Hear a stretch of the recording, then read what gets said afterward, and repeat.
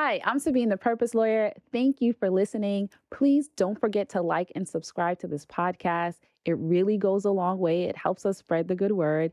And if you or anybody you know is in the market for legacy or estate planning or business or trademarks, please reach out to our firm. It's the Ambitious Legacy Firm. We are licensed in New York and New Jersey, but we have service partners in all states. So we'd love to work with you. Asset protection, legacy planning, trademarks, we got you. All right. So it's the ambitiouslegacyfirm.com. Now let's get into the episode. It's crazy. So how does that work? How does the NFT work?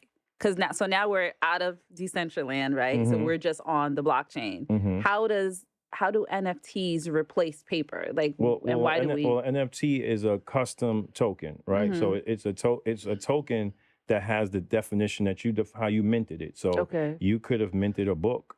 You could have minted a piece of art. You Mm-hmm. can mint some music. Mm-hmm. And I feel like it's going to move to, like, I got land minted. Mm-hmm. You're going to start getting real land being minted. In the real world. In the real world. Okay. And it's going to be represented by an NFT on the blockchain, Mm-hmm. because it's going to be a lot more convenient for you to purchase that NFT Mm-hmm. and the transfer of ownership to go to you just from a simple crypto transaction, Right. than opposed to sitting somewhere and paying a whole bunch of money. Yeah. So all that paperwork, those recording of the deeds and doing all that even stuff. as we speak, Mm-hmm. NFTs are replacing credit. You know, you got people who they could get in the clubs, they could go certain places because they have an $80,000 Bored Ape. So are you serious? So because I own like this piece of art, that's just sort of signifying my value or my status. Your status in life, yeah. So those things are like starting to represent that, you know? Wow. How far off is this? Like, how soon? For me, it feels like any moment now. Really? But people will say maybe 10 to 20 years. But every time you look up, something's changing and things are different. And then when you look at the world, we're in World War III, right? I don't want to scare anybody. Yeah, no, you're right about that. I've been having that in the back of my mind. People don't look at the layers of it, right? Like, you know, you eat fatty foods for about 10 years, and then next thing you know, you have this irreversible high blood pressure and cholesterol. So I think what we see happening overseas right now is the symptoms manifesting from the disease that was already internal. Because even during the whole Bitcoin and crypto battle, you know, you had a point where China was dominant over blockchain mining.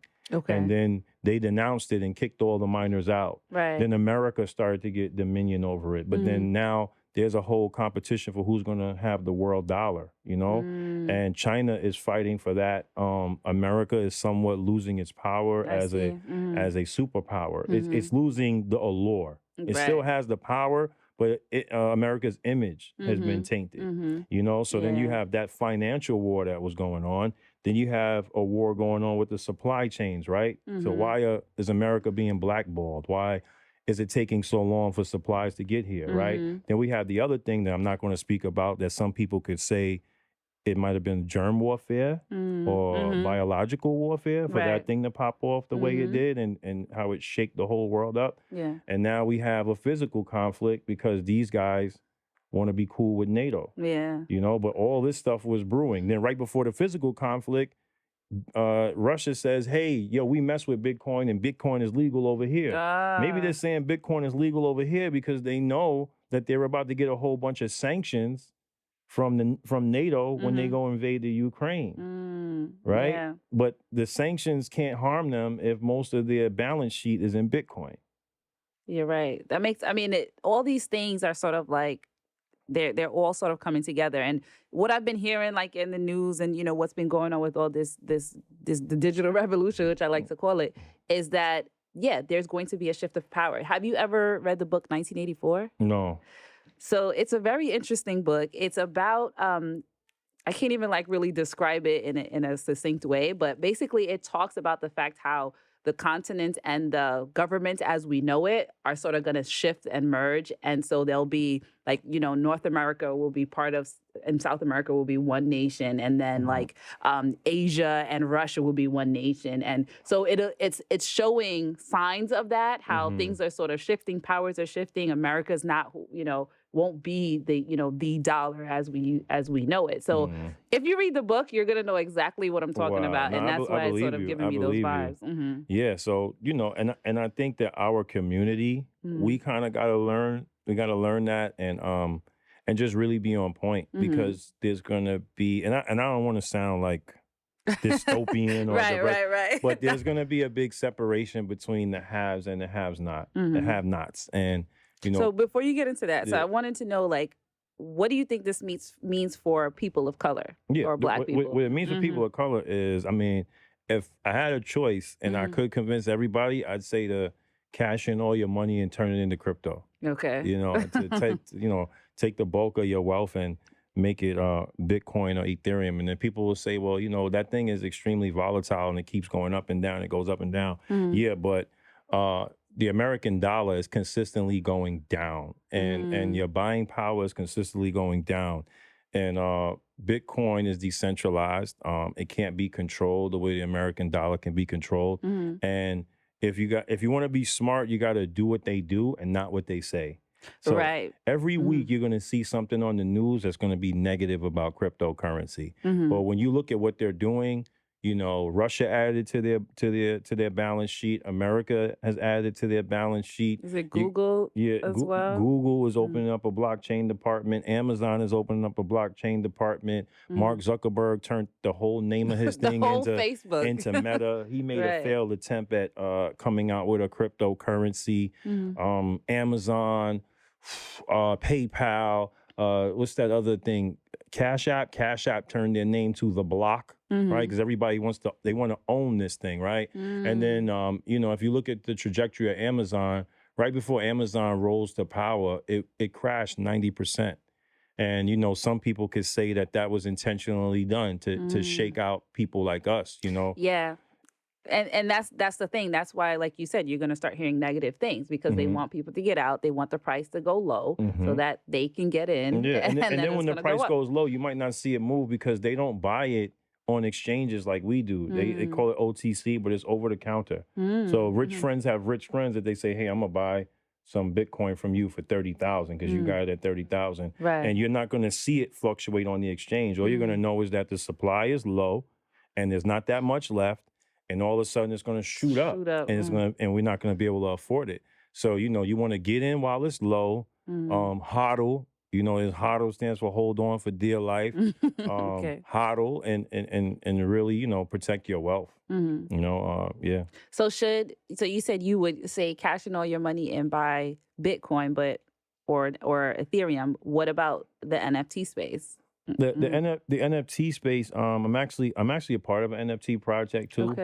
Called Ugly Duck Society. Oh yes, tell me about it. So ugly ducks represent you know the story of the ugly duckling? So the ugly duckling wasn't recognized in the beginning and they thought it was ugly, but they didn't know it was a swan. Right. So a lot of times people from our community are diamonds in the rough, right? People from our neighborhoods, they don't really get recognized. They think, oh, you're just a hood person or you just ghetto. But until we do something remarkable, like, I don't know, come out with a dope rap album or an invention, then they say, oh my God, he's a swan. So that's part of the concept. And with this NFT, there's a use case. Okay. So part of the use case. Tell me about use case. Okay. Yeah, I have some concept about it, but maybe it's for somebody who doesn't know. A lot of times you'll have an NFT that's just cool art. And I think that is phasing out. Okay. Unless you're like an established artist, like let's think that guy Gal Yosef or something like that. Okay. You're not really gonna sell your NFTs like that unless you're well known. Okay. But if there's a use case attached to it, like Bored Ape Yacht Club, right? When you buy a Bored Ape Yacht Club,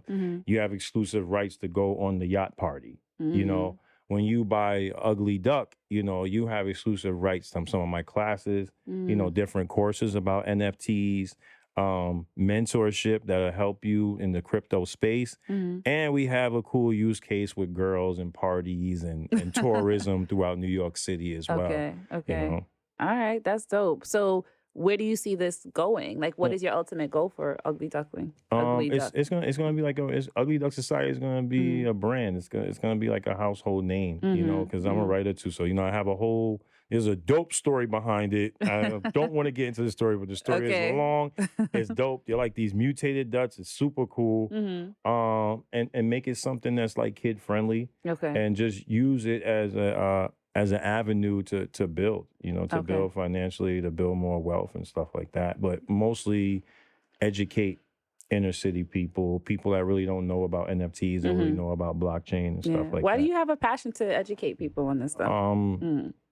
Because I don't want to be alone. I don't want to be alone. It's like a lonely space. Like, when you know what I'm talking about, you know where we come from. And once you start to see the light and you're like, wow, I see this now. I want everybody to know. Yeah, and then once you start doing different things, you don't get to have, I revel in the idea of, yo, we used to sit on the block together, remember? Yeah. And now we're here doing this, you want to bring your community along.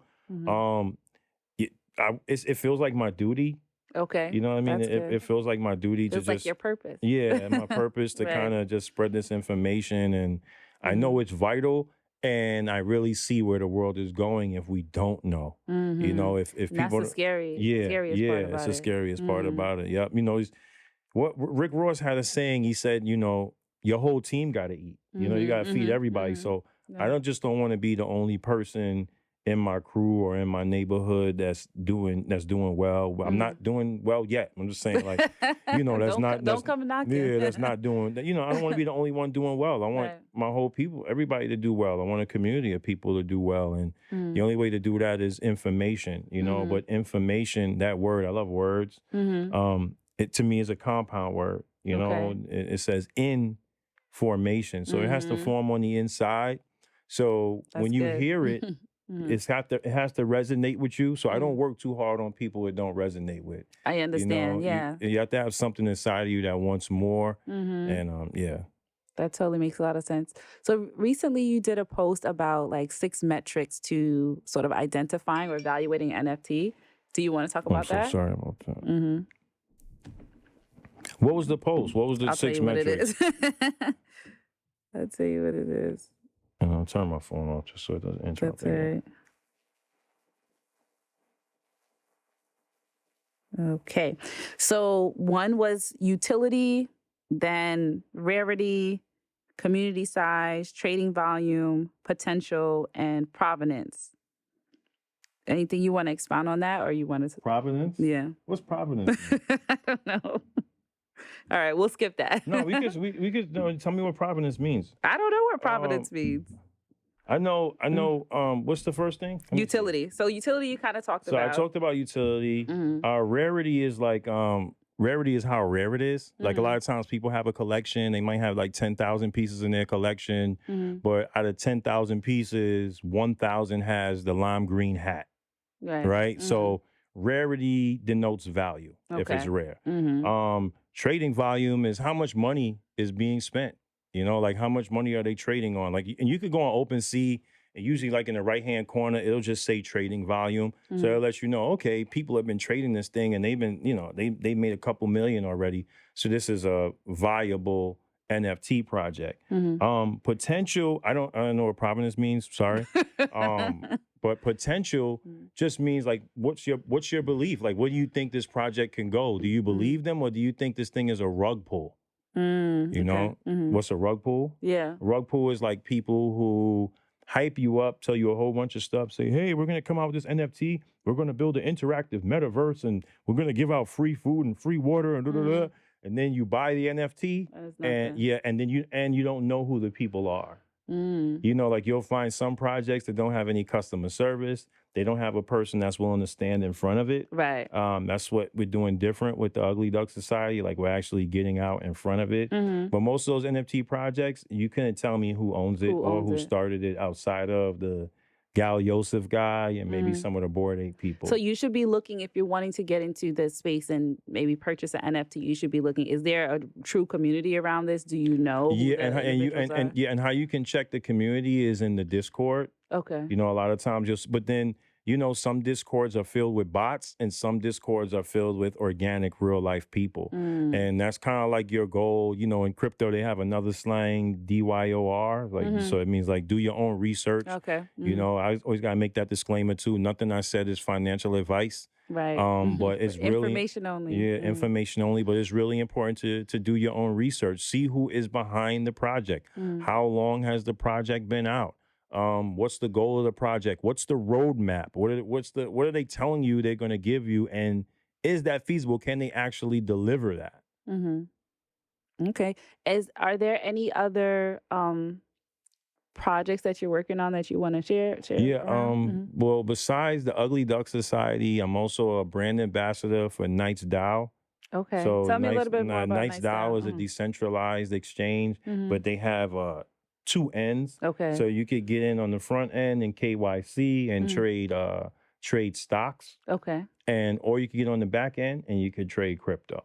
Okay. How does that work? So how does that work? Is so when you hear DAO, they're a decentralized autonomous organization. Okay. So the people who are members, they actually have rights to vote based on you owning almost like the a Knights corporation token. that's decentralized. It's almost like real democracy, right? Okay. Because no one person has the power. Oh my gosh, no one person has all the power, and it's completely decentralized on the back end. But on the front end, you can actually purchase stocks and things of that nature. So, and they're not based in New York, but you can actually purchase some of their tokens if you live in New York. Okay. They're based in Singapore. Okay.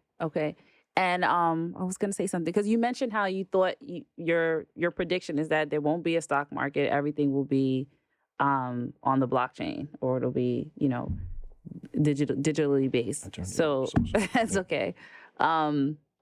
How do you envision that transition, if you have a thought of how that will go? I think it's going to be rough. It's going to be rough, and a lot of companies are going to like die. Yeah. You know, I think a lot of companies to say it nicely. Yeah, a lot of companies are going to die. I see something in the world where there's these disruptive business models. They keep on coming out. Like, to me, Uber is the blockchain of cab, the taxi service. To Airbnb is the blockchain of hotels and short stays. So, you know, what's going to be the legal disruptor for you? Like, what's going to be the disruptor for me in the film and book industry? And I think everybody should kind of look into their industry and have get that first position, first mover's advantage, and say, how is the blockchain going to affect my industry? Yeah. You know? Wow, that's great confirmation. Because like I said, I've been thinking in that direction because I know like that's what's coming. And then even that is going to become a service, right? Because there are going to be new business models developed. Like when me and my homeboy got together to do the NFTs, we found an NFT management guy that manages your NFT project, but we didn't realize we needed it. Yeah. So this guy already made the next step to do that, right? So, you know, and it's like how many years experience he has? Probably 2. Yeah, none, because none. because nobody knows. Like, NFT's really been popping for about a year. Yeah, that's true. But if you get that first mover's experience, you can be ahead of the industry. You know, so maybe you're gonna be the first person to deal with legalities in the metaverse and legal things. You know, OpenSea is being sued right now. So maybe that's something that you could look into, because a lot of these companies, banks have insurance, right? So your money is insured. Right. A lot of these NFT platforms, they don't have any insurance, so your money is not insured. But now that issue happened and OpenSea got hacked, now they're being sued. So this is the first time. So now that's like, for me, if I was in the legal industry, that's something I would pay attention to, because now that shapes how you enter. How we operate. Yeah, exactly. And how everything affects. Wow. This was such a rich conversation. Thank you so much for being here. Thank you. How can people find you, follow your projects, and get involved with what you're doing? My website is KareemHayes.com or inftheauthor.com. That's INFtheauthor.com. On Instagram, it's inftheauthor.com. I'm Inf the Author. So I'm really easy to find. Just type in Inf the Author. Right. I'm attached to so many different things. The Necessary Evil film, you can also Google that. You could Google AMRAC. You could Google, you could go to Ugly Duck Society on Instagram and join that. I'm just going to give her a whole bunch of links to put Yes. under very here. thorough. And please just check me out and get down with the movement. And yeah, thank you so much for having me. You're welcome. You're Thank dope. you. Go on Amazon, get the book. Yeah, Necessary Evil store to get the merch. That's And, right. Yeah, you know. Everything's Yeah. available for you. All right. So thank you. And you're gonna come back after the films are out. And I'm then gonna come back. I'm gonna come back after the film is out. I'm gonna tell her to come out in April to audition. So y'all make sure y'all flood the It'll be comments. fun. Y'all flood the comments and tell Sabine she needs to come out and audition. And she needs to come to Crypto Mondays and hang out with more crypto people. That's definitely happening. Yeah, that's definitely happening. And y'all make sure y'all tune in, like and subscribe. Thank This you. is dope. Yes. She's providing a dope service for the people. So please like and subscribe. All right. Inf the Author telling you to like and subscribe. All right. Thanks.